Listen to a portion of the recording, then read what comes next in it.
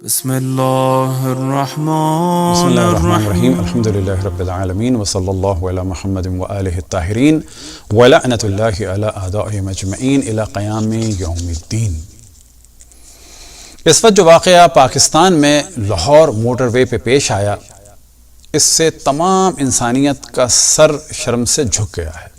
البتہ یہ واقعہ نہ پاکستان کے لیے نیا ہے، نہ دیگر ممالک کے لیے نیا ہے، اور نہ ہی تاریخ اسلام میں ہے۔ ہر دور میں پاورفل لوگوں کو سپورٹ ملتی رہی، یہی ہوا تاریخ اسلام میں بھی۔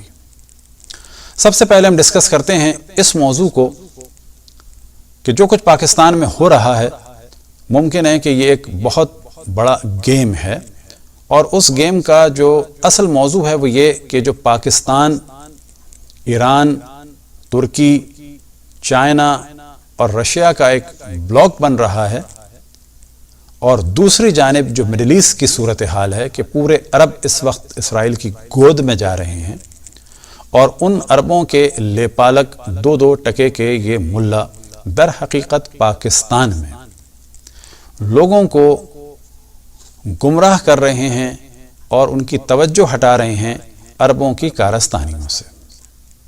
اس میں شک نہیں کہ تمام ادیان اور مذاہب کا احترام ہے، ایک دوسرے کے احساسات کا خیال کرنا چاہیے۔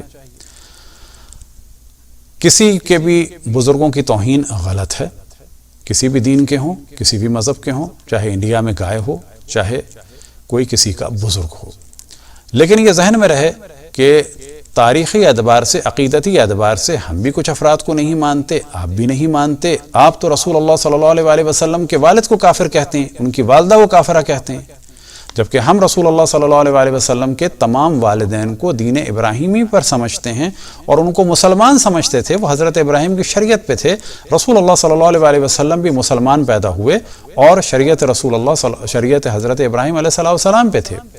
آپ حضرت عبداللہ کو کافر کہیں، ہم تو نہیں ناراض ہوتے، ہم تو نہیں قتل کا حکم دیتے۔ حضرت آمنہ کو کافر کہیں، وہ اصحاب کے جنہوں نے رسول اللہ صلی اللہ علیہ وسلم کو ایک منٹ کے لیے دیکھ لیا، چلیں جی ان کا بھی احترام ہے، لیکن جس کے شکم مبارک سے رسول اللہ صلی اللہ علیہ وسلم پیدا ہوئے، ان سے زیادہ احترام کسی کا نہیں ہے۔ جن کے صلب میں رسول اللہ صلی اللہ علیہ وسلم کا نور مبارک تھا، ان سے زیادہ احترام کسی کا نہیں ہے، حتی حضرت ابو طالب۔ حضرت ابو طالب نے رسول اللہ صلی اللہ علیہ وسلم کو پالا، وہ ان کے والد کے بعد دوسرے مقام پر تھے، دوسرے نمبر پر۔ والد والدہ کے بعد سب سے بلند مقام حضرت ابو طالب کا تھا، کسی بھی صحابی کا نہیں تھا۔ تو آپ بھی کچھ کو نہیں مانتے، ہم بھی کچھ کو نہیں مانتے، آپ بھی حضرت عثمان کے قاتلوں کے ساتھ رضی اللہ نہیں لگاتے، ہم بھی اہل بیت کے دشمنوں کے ساتھ رضی اللہ نہیں لگاتے۔ اب یہ اور بات ہے کہ آپ نے ایک شور مچایا ہوا ہے کہ جی ہم تمام اصحاب کو مانتے ہیں، جبکہ ایسا نہیں ہے۔ ہم بھی کچھ اصحاب کو مانتے ہیں، کچھ کو نہیں مانتے، آپ بھی کچھ اصحاب کو مانتے ہیں، کچھ کو نہیں مانتے۔ مثال کے طور پر حضرت عثمان کے قتل میں آپ جن اصحاب کا نام لیتے ہیں، آپ ان کو نہیں مانتے اور ان کی توہین بھی کرتے ہیں، جبکہ وہ بھی بدری صحابہ تھے اور پورا اہل مدینہ اس وقت ان کے مخالفوں میں سے تھا۔ اس موضوع کو ہم کبھی بعد میں ڈسکس کریں گے، لیکن اس وقت ہم یہ بیان کرتے ہیں کہ کسی بھی خاتون کی اگر حرمت پامال ہوتی ہے، چاہے وہ کسی بھی ملک میں ہوں اور کسی بھی دین پر یا کسی بھی مذہب پر ہوں، ان کا پورا احترام ہونا چاہیے۔ میڈیا والوں سے بھی گزارش ہے کہ ان کے نام کو اجاگر نہ کریں اگر وہ نام کو چھپانا چاہ رہی ہوں۔ بعض جگہ خواتین چھپانا نہیں چاہتی تو کوئی حرج نہیں ہے، لیکن اگر کوئی چھپانا چاہ رہی ہیں تو ان کے نام کو اجاگر نہ کیا جائے۔ اسی طریقے سے اگر کوئی فیملی ہے، اسے کسی قسم کا بھی پرابلم ہوتا ہے تو اس سے ان کو بچایا جائے، ایک بات۔ دوسری بات یہ کہ جو ہمارا کلچر ہے وہ ایسا کلچر ہے کہ اس قسم کی خواتین کو ہم برا سمجھتے ہیں، جبکہ ان میں کوئی برائی واقع نہیں ہوئی ہے، کیونکہ برائی ہوتی ہے جب اللہ کی مخالفت کی جائے۔ ان خاتون نے یا کوئی بھی ایسی خاتون، چاہے ہندو ہوں، چاہے مسلمان ہوں، چاہے سکھ ہوں، چاہے یہودی ہوں، چاہے عیسائی ہوں، کوئی انہوں نے برائی خود کیونکہ نہیں کی، لہٰذا انہیں برا نہ سمجھا جائے۔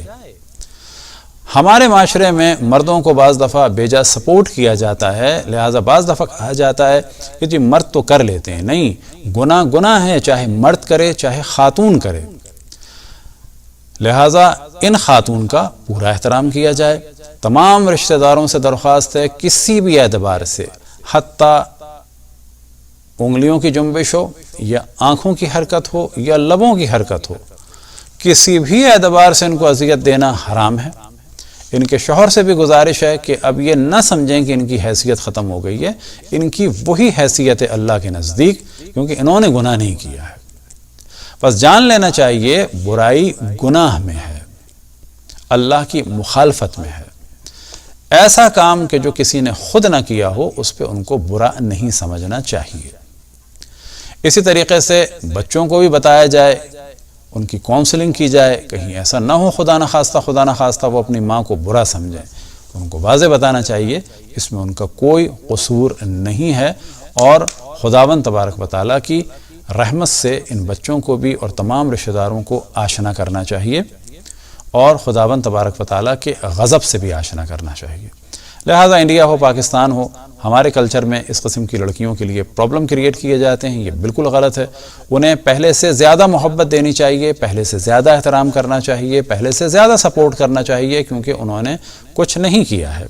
انڈیا پاکستان کی تقسیم کے وقت بعض لڑکیاں جو کھو گئی تھیں، اور بقول بعض کے کہ جب وہ واپس آئیں اپنے گھروں میں کئی سال بعد ڈھونڈنے کے بعد، تو والدین نے ان سے ملنے سے انکار کر دیا، قبول کرنے سے انکار کر دیا۔ کس کی وجہ سے؟ ہم لوگوں اور آپ لوگوں کی وجہ سے، کہ لوگ کیا کہیں گے۔ لہٰذا بعض نے یہ کہا کہ ہم نے تو اپنی 3 بیٹیاں بتائی تھیں، ہم کیسے بتا دیں تم ہماری بیٹی ہو، ہماری بیٹیوں کا کیا ہوگا، بیٹوں کا کیا ہوگا، بہویں تانا دیں گی، لوگ تانا دیں گے۔ تو ہمیں ایسا کلچر بنانا چاہیے کہ اس میں کوئی تانے کی گنجائش نہیں ہے، یہ ایک حادثہ ہے، واقعہ ہے، لوگوں نے ظلم کیا، اس کے بعد ہم بھی اپنے لوگوں پہ ظلم کریں، یہ بالکل غلط ہے۔ لہٰذا ہماری گزارش ہے تمام افراد، خصوصاً والدین، دعا کریں کسی کے ساتھ ایسا نہ ہو، لیکن ذہنی اعتبار سے تیار رہیں۔ اگر خدا نہ خواستہ کبھی ہماری آل اولاد کے ساتھ ایسا ہو، تو ہم اپنی اس اولاد کو باقی اولاد کی نسبت زیادہ سپورٹ کریں گے، زیادہ محبت دیں گے، اس کو ذرہ برابر بھی ایک لمحے کے لیے بھی تنہا نہیں چھوڑیں گے، اس پر زیادہ ہماری توجہ ہوگی، کیونکہ اس پر ایک ظلم ہوا ہے۔ لہٰذا وہ لڑکیاں کہ جو پاکستان بننے کے وقت کھو گئی تھیں، ان میں سے ممکن ہے کوئی زندہ ہو، یہ ذمہ داری ہے، اگر ان کے ماں باپ زندہ ہیں، یہ ذمہ داری ہے ان کے بہن بھائی اگر زندہ ہیں، تو ان کو ڈھونڈیں، ان کا حق ادا کریں، ان کی پراپرٹی میں سے ان کا حق دیں۔ ایسی اولاد کو کہ جن کے ساتھ یہ زیادتی ہو، یا ایسے بہن بھائیوں کو جن کے ساتھ یہ زیادتی ہو، چھوڑنا خود ایک گناہ کبیرہ ہے، کیونکہ انہوں نے کچھ نہیں کیا ہے۔ بس انڈیا پاکستان میں ہمیں یہ جو غیرت کے نام پر کلچر ہے، اس کو ختم کرنا ہوگا۔ غیرت اچھی چیز ہے، لیکن غیرت غیرت کی جگہ پہ ہو۔ جب کسی نے کوئی گناہ نہیں کیا تو پھر کس چیز کی غیرت؟ لہٰذا ان خاتون کا پورا احترام ہونا چاہیے۔ خصوصاً ہم ان کے شوہر سے دوبارہ درخواست کریں گے کہ اپنی زوجہ محترمہ پر ذرہ برابر جو ہے ایک غصے کی نگاہ سے دیکھنا بھی آپ کے لیے حرام ہے۔ پہلے سے زیادہ آپ ان کا خیال کریں، کیونکہ انہوں نے کوئی بھی غلط کام نہیں کیا ہے۔ اب آتے ہیں تاریخ کے ایک واقعے کی جانب کہ جس کو پاور کی وجہ سے چھپا دیا گیا۔ معاملہ یہ تھا کہ ایک صحابی رسول تھے جناب حضرت مالک ابن نویرہ رضوان اللہ تعالی علیہ، کہ جو رسول اللہ صلی اللہ علیہ وآلہ وسلم کے زکوٰۃ جمع کرنے کے لیے یمن میں نمائندے تھے۔ اب ہوا یہ کہ جب جناب ابو بکر نے زکوٰۃ لینے کے لیے بھیجا خالد ابن ولید کو، تو ان کو قتل کر دیا گیا منکر زکوٰۃ کہہ کے۔ آج تک انہیں کافر کہا جاتا ہے، جبکہ وہ کافر نہیں تھے۔ 99% کتب اہل سنت میں ان کو مسلمان ہی کہا گیا، لیکن پاورفل لوگوں کو بچانے کے لیے ظاہر ہے کہ مظلوم کو نقصان تو پہنچایا جاتا ہے۔ لہٰذا اسی رات ان کی زوجہ کی حرمت کو پامال کیا گیا، اور صحابی رسول اور باقی جو اور بھی بعض اصحاب تھے ان میں، یا یہ کہ ان کے جو طرفدار تھے، انہیں قتل کر کے ان کے سروں کو اینٹوں کے طور پر کھانا پکانے کے لیے استعمال کیا گیا۔ یہ ہے ایک اسلامی کلچر، لیکن وہ اسلام نہیں کہ جو رحمت للعالمین لائے تھے۔ یہ وہ اسلام ہے کہ جس کے ہم خلاف ہیں۔ کون سا اسلام؟ کہ جس میں ظلم ہے، جور ہے، قتل ہے، غارت گری ہے، اور اس کے بعد ان تمام ظلم کرنے والوں کو ایک جملے میں رہائی دے دی جاتی ہے کہ جی اجتہادی غلطی کر لی، کسی کی عزت کو لوٹ لیا، اجتہادی غلطی ہو گئی، جنگ جمل میں 10,000 سے 36,000 لوگ مار دیے گئے، اجتہادی غلطی ہو گئی۔ جنگ صفین میں 70,000 سے 1,10,000 لوگ قتل ہو گئے، اجتہادی غلطی ہو گئی۔ آٹومین امپائر یعنی عثمانیوں نے ملینز سے اوپر آرمینینز کو قتل کر دیا، یہ اسلام کی فتح ہو گئی۔ تو پاکستان میں بھی یہ جو کلچر ہے، کبھی ہندوؤں پہ ظلم، کبھی عیسائیوں پہ ظلم، کبھی اس وقت مثال کے طور پر قائدیانیوں کو قتل کیا جاتا ہے۔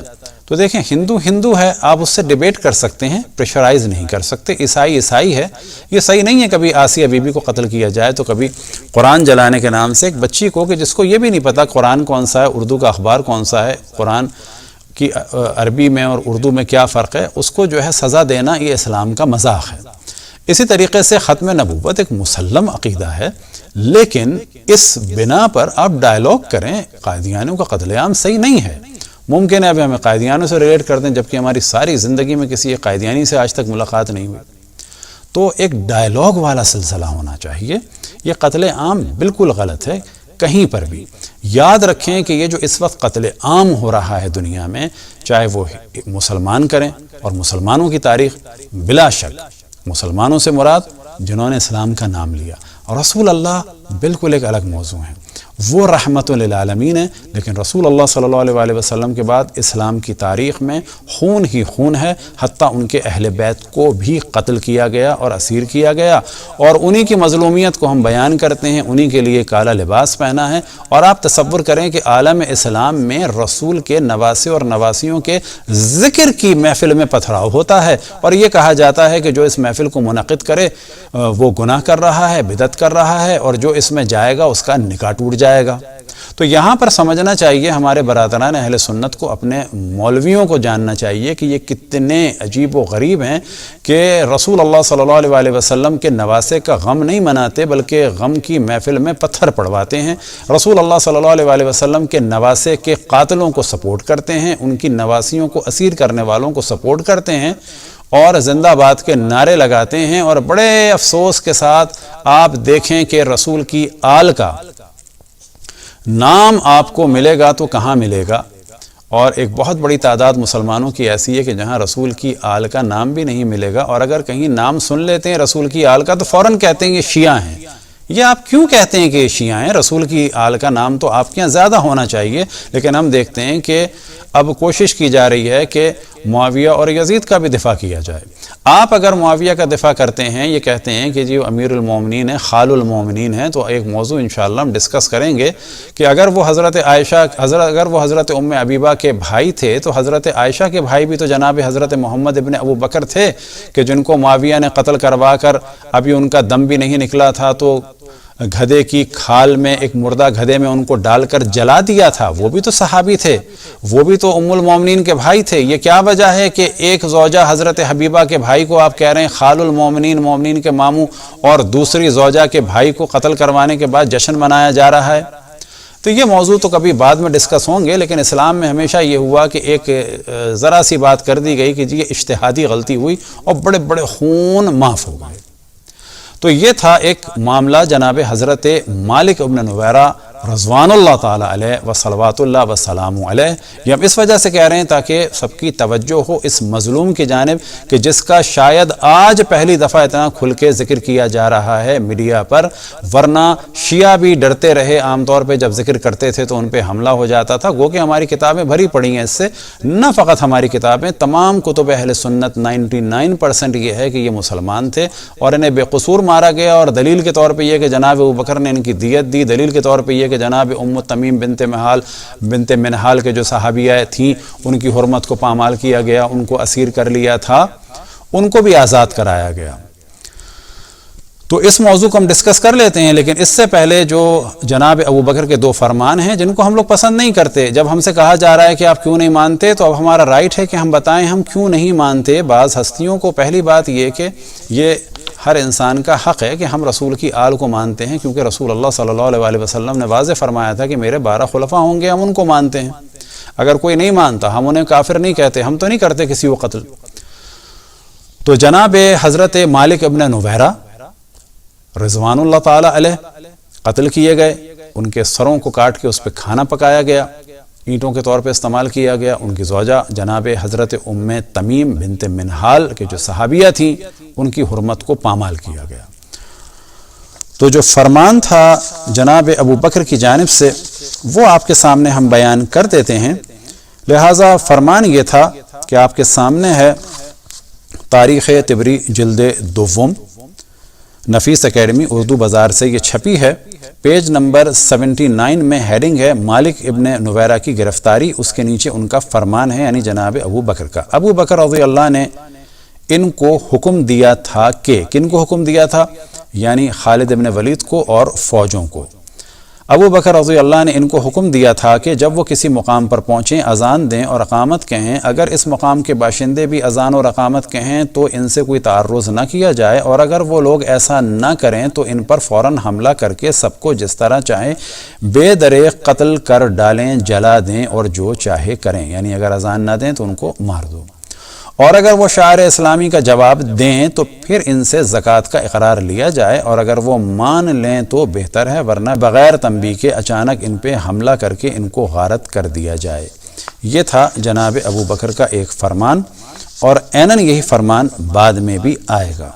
اب ہے موضوع حضرت خالد کی اجتہادی غلطی۔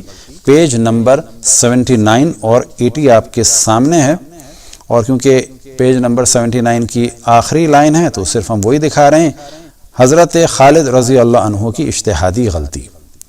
عمر رضی اللہ نے ابو بکر رضی اللہ سے کہا کہ خالد ایک مسلمان کے خون کا ذمہ دار ہے۔ اب یاد رکھیں کہ جناب عمر بھی اس موقع پر خالد بن ولید کے خلاف تھے اور کہتے تھے کہ اس نے ایک مسلمان کو قتل کیا اور بیوی کے ساتھ زنا کیا، لہٰذا خالد کو سنگسار کیا جائے۔ اب یہ کتاب کوئی شیعوں کی کتاب نہیں ہے، مارکیٹ میں موجود ہے، انٹرنیٹ پہ موجود ہے، آپ جا کے انٹرنیٹ پہ لکھیں تاریخ طبری جلد دوم PDF تو نکل آئے گی۔ پیج نمبر ہے 79 اور جلد نمبر 2 حصہ نمبر 2۔ عمر نے رضی اللہ نے ابو بکر رضی اللہ سے کہا کہ خالد ایک مسلمان کے خون کے ذمہ دار ہیں، اور اگر یہ بات ثابت نہ ہو سکے تب بھی اس قدر تو ثابت ہے جس سے ان کو قید کر دیا جائے۔ اس معاملے میں عمر رضی اللہ نے بہت اصرار کیا۔ کس سے کیا؟ جناب ابو بکر سے، مگر چونکہ ابو بکر اپنے عمال اور آدمیوں کو کبھی قید نہیں کیا کرتے تھے، یعنی وہ جو بھی کریں وہ کر لیں۔ انہوں نے عمر سے کہا کہ عمر اب اس معاملے میں خاموشی اختیار کرو، خالد سے اجتہادی غلطی ہوئی ہے، تم ان کے بارے میں ہرگز کچھ مت کہو، البتہ مالک کا خون بہا ادا کر دو۔ یہ جو جناب مالک کا خون بہا ادا کیا اسی وجہ سے کیا گیا کہ وہ مسلمان تھے۔ ابو بکر رضی اللہ نے خالد کو بلایا، وہ آئے اور انہوں نے اس واقعے کی پوری تفصیل بیان کی اور معذرت چاہی۔ ابو بکر رضی اللہ نے ان کی معذرت قبول کی، البتہ جنگ کے اثناء میں ان کے نکاح کو برا سمجھا اور ان کو اس بات پر ڈانٹا کیونکہ عرب اس فعل کو مذموم سمجھتے تھے۔ تو یہ بھی یاد رکھیں نکاح نہیں کیا تھا، اسی وجہ سے ان خواتین کو بعد میں واپس بھی کیا گیا۔ حضرت خالد کی برطرفی کا مطالبہ۔ عروہ کے باب سے مروی ہے کہ اس موقع پر مہم کے بعض لوگوں نے تو شہادت دی کہ جب ہم نے اذان دی، اقامت کہی اور نماز پڑھی، ان لوگوں نے بھی ایسا ہی کیا، مگر دوسروں نے کہا کہ نہیں، ایسا کچھ نہیں ہوا، اس وجہ سے وہ سب قتل کر دیے گئے۔ مالک کا بھائی متمم بن نویرہ ابو بکر رضی اللہ کے پاس اپنے بھائی کا قصاص لینے آیا اور اس نے درخواست کی کہ ہمارے قیدی رہا کر دیے جائیں۔ ابو بکر رضی اللہ نے قیدیوں کی رہائی کے لیے اس کی درخواست قبول کر لی اور حکم لکھ دیا کہ عمر رضی اللہ نے خالد سے متعلق ابو بکر رضی اللہ سے سخت اصرار کیا کہ ان کو برطرف کر دیا جائے اور کہا کہ ان کی تلوار میں بے گناہ مسلمان کا خون ہے، یعنی حضرت عمر کے نزدیک بھی مالک ابن نویرہ مسلمان تھے، مگر ابو بکر نے کہا عمر یہ نہیں ہو سکتا کہ میں اس تلوار کو جسے اللہ نے کفار کے لیے نیام سے برآمد کیا ہے پھر نیام میں نہیں رکھوں گا۔ اب یہاں پر دیکھیں متمم کے جو صحابی رسول ہیں اور وہ مالک کے بھائی تھے اور ان کو تو ہمیشہ مسلمان ہی کہا گیا، لیکن ان کے ساتھ بھی یہاں پر رضی اللہ نہیں لگا ہوا ہے۔ وجہ یہ ہے کہ مالک کو کافر کیا تو اب ان کے بھائی کی بھی حرمت کو پامال کر دیا۔ اگلی ہیڈنگ ہے سوید کی روایت۔ سوید سے مروی ہے کہ مالک ابن نویرہ کے بہت ہی گھنے بال تھے، سپاہیوں نے ان کے سروں کو جوڑ کر ان پر دیگیں رکھ دی۔ کون سپاہی ہیں؟ مسلمان سپاہی، ماشاء اللہ۔ مالک بن نویرہ اور جس قدر مقتول تھے، آگ نے ان کے چہروں کو جھلسا دیا، البتہ بالوں کی کثرت کی وجہ سے مالک کا چہرہ جھلسنے سے محفوظ رہا۔ متمم نے، اب یہاں پر دیکھیں متمم صحابی ہیں، ان کے ساتھ کوئی رضی اللہ اور حضرت نہیں ہے، متمم نے ابو بکر رضی اللہ کو خدا کا واسطہ دیا اور کہا کہ وہ بالکل بھوکے تھے۔ عمر رضی اللہ نے ان کو جب وہ رسول اللہ کے پاس آئے تھے، کون آئے تھے؟ متمم، یعنی رسول اللہ کے پاس آئے تھے، وہ صحابی تھے، دیکھا تو انہوں نے متمم سے پوچھا، یہاں بھی رضی اللہ نہیں ہے متمم کے ساتھ، متمم سے پوچھا کیا جو کچھ تم نے بیان کیا ہے ایسا ہی واقعہ ہے؟ انہوں نے کہا بے شک جو کچھ میں کہہ رہا ہوں ایسا ہی ہے۔ حضرت ابوبکر کی فوجیوں کو ہدایت، یہ ان کا دوبارہ فرمان بیان ہو رہا ہے۔ عبد الرحمن ابن ابوبکر صدیق رضی اللہ عنہما سے مروی ہے کہ ابو بکر رضی اللہ نے اپنے فوجیوں کو یہ ہدایت دی تھی کہ جب تم کسی بستی میں جاؤ اور وہاں نماز کے لیے اذان سنو، خاموش رہنا اور پھر ان سے دریافت کرنا کہ انہوں نے کیوں سرکشی اختیار کی ہے، اور اگر اذان سنائی نہ دے تو فوراً غارت گری کر کے وہاں کے باشندوں کو قتل کر دینا اور جلا دینا۔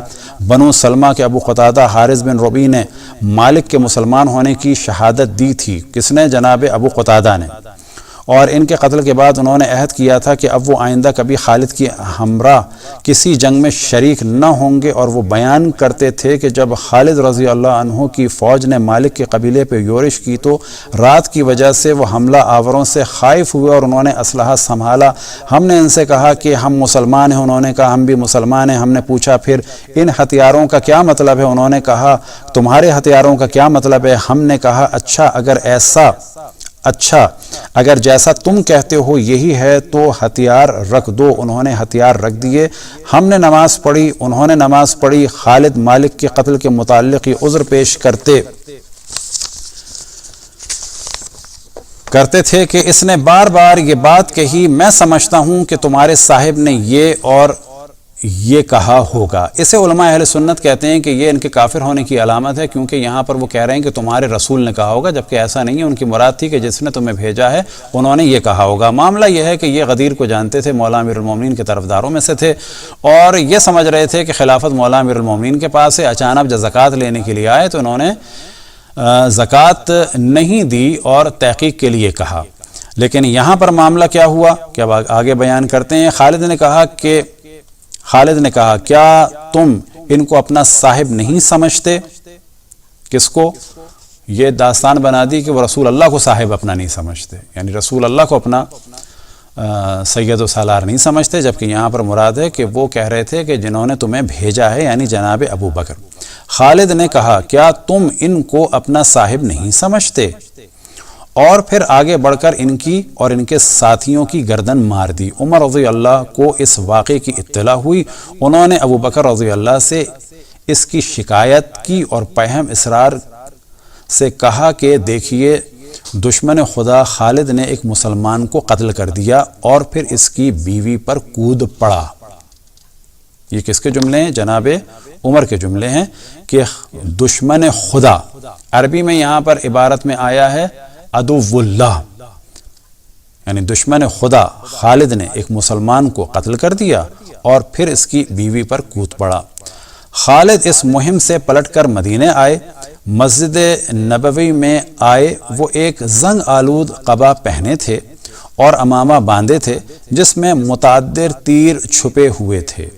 جب مسجد میں آئے عمر نے بڑھ کر تیروں کو ان کے سر سے کھینچ کر ان کو توڑ ڈالا اور کہا کہ محض دکھانے کے لیے اس ہیبت سے آئے ہو؟ تم نے ایک مسلمان کو قتل کر دیا اور پھر اس کی بیوی پر قبضہ کر لیا۔ بخدا میں تم کو سنگسار کروں گا۔ خالد نے اس وقت ایک لفظ زبان سے نہیں کہا، کیونکہ وہ سمجھتے تھے کہ ابو بکر رضی اللہ کا بھی یہی خیال ہے۔ وہ ابو بکر کے پاس سیدھے چلے گئے اور سارا واقعہ سنایا اور معذرت چاہی۔ اس اعتراف پر ابو بکر رضی اللہ نے ان کو معاف کر دیا۔ ان کی خوشنودی حاصل کر کے وہ اٹھ آئے۔ عمر رضی اللہ مسجد میں بیٹھے تھے۔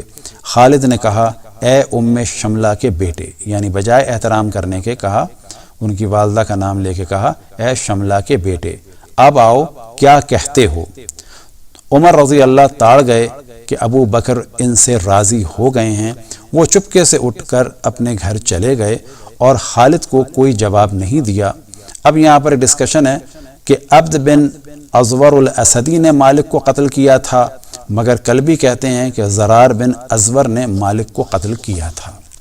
تمام ادیان کا، تمام مذاہب کا احترام ہے، ہم تمام سنیوں کو اپنا بھائی، ان کی جان مال عزت آبرو کا احترام کرتے ہیں، لیکن یہ جو پریشر ڈیولپ کیا جا رہا ہے، اس پریشر سے نکلنے کے لیے، کیونکہ جب ہم سے کہا جاتا ہے آپ کس کو کیا مانتے ہیں اور کیوں نہیں مانتے، تو یہ بتانا ہم پر ضروری ہو جاتا ہے۔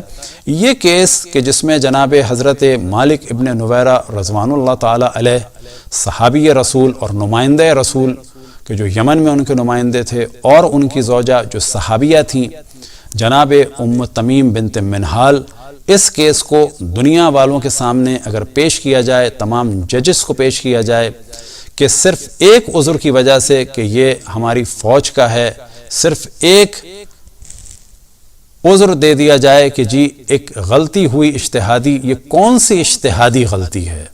یہ والی بات وہاں کی جاتی ہے جیسے تیر چلایا تھا دشمنوں کی جانب اور لگ گیا کسی مسلمان کو، تو یہاں پہ کہا جاتا ہے کہ یہ غلطی ہے، نہ یہ کہ بغیر کسی دلیل کے ایک مسلمان کو قتل کرو اور اس کی بیوی کی حرمت پامال کرو اور ان مسلمانوں کے سروں کو کاٹ کر اینٹوں کے طور پر استعمال کرو اور اس پہ کھانا پکاؤ، اور آخر میں حاکم اسلامی کا یہ جملہ ہو کہ کیا جملہ کہ جو عربی میں عام طور پر یہاں پر بیان ہوتا ہے، تعول فاخطا، کہ تعویل کی اور غلطی ہو گئی، کوئی بات نہیں۔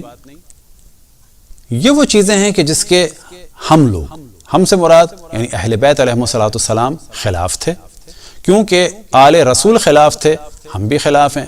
ان چیزوں کو جب ہم بیان کرتے ہیں تو کہا جاتا ہے کہ شیعہ توہین اصحاب کر رہے ہیں۔ پس یہ جو آپ کے سامنے ہے، یہ آپ دیکھیں، انٹرنیٹ پہ سرچ کریں، بازار سے جا کے نکالیں، تاریخ طبری یہ ہماری کتاب نہیں ہے۔ اگر یہ غلط ہے تو اس کو بھی بین کیا جائے، جس طرح سے توہین رسالت سے سیاہ ستہ بھری ہوئی ہیں۔